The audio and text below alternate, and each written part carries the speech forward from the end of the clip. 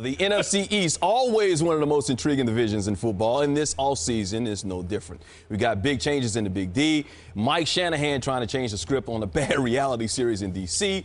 The Michael Vick experience is everyone talking in Philadelphia, and how can the Giants finish a season as strongly as they start one? Here to talk more about that division is Om Yomisuk of ESPNNewYork.com. And let's start with the Skins. Mike Shanahan's first in D.C., not good. He benches Donovan McNabb. He clashes all season long with Albert Haynesworth.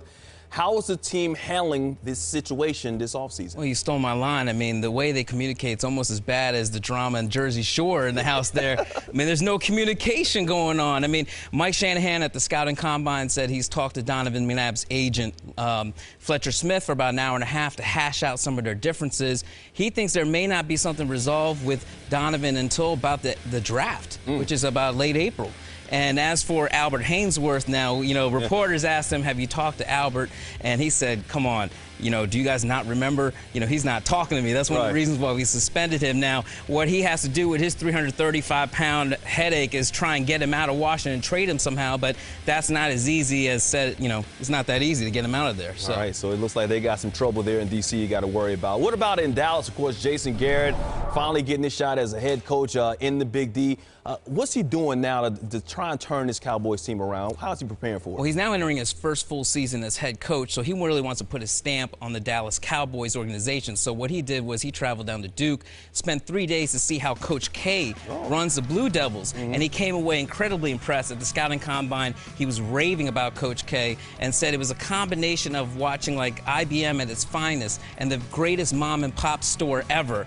And he said that, you know, he looked at that and he was really impressed, and hopefully maybe he can try and transfer that to the Dallas Cowboys. Now, that was set up by your uncle, Calvin Hill. That's my uncle? Yeah, because you remember your cousin, Grant Hill, played at Duke. That's right. I almost forgot about that. They, family reunion, they got to give me some money. I need some right now. Yeah, so now he's now entering his first season as Cowboys, and he's hired now Rob Ryan, who has a personality just as big as Rex, his brother in New York, and I'm sure that defense is going to be very entertaining. All right, Grant, call me if you're out there listening. Meanwhile, Tom Coughlin, no relation, but he's a coach. He's still the coach of the New York Giants.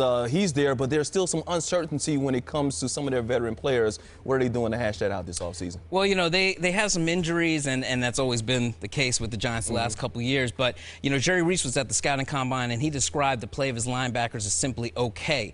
But while he was scouting some linebackers for the potential draft, he got some good news with Mathias Kiwanuka. Now, he can improve his linebacker play because Mathias Kiwanuka has been cleared to play. He had a herniated disc in his neck last year, which only allowed him to play 3 games. He had 4 sacks, though, and Perry Fuel was using him at linebacker and defensive end. So if they can bring him back, they need to re-sign him. You know, Jerry Reese said they may give him a 1-year deal to kind of prove his worth and the play of his linebackers is now at center. Tom Coughlin's very concerned because his top 3 centers are all coming off of surgeries. But I spoke to Sean O'Hara last night, and O'Hara says he has another surgery to clean out his ankle and his Achilles, but he's going to be 100% come training camp if there's a training camp. Yeah, once again, Giants always start off the season strong, but they always collapse down the stretch, it seems, under Tom Coughlin, except in 2007 when they won it all. Meanwhile, the Eagles, of course, won a division last year. Michael Vick had an outstanding comeback season, but they raised some eyebrows this offseason when they hired Juan Castillo as a defensive coordinator, and people were like, who? Why is he the defensive coordinator of this team?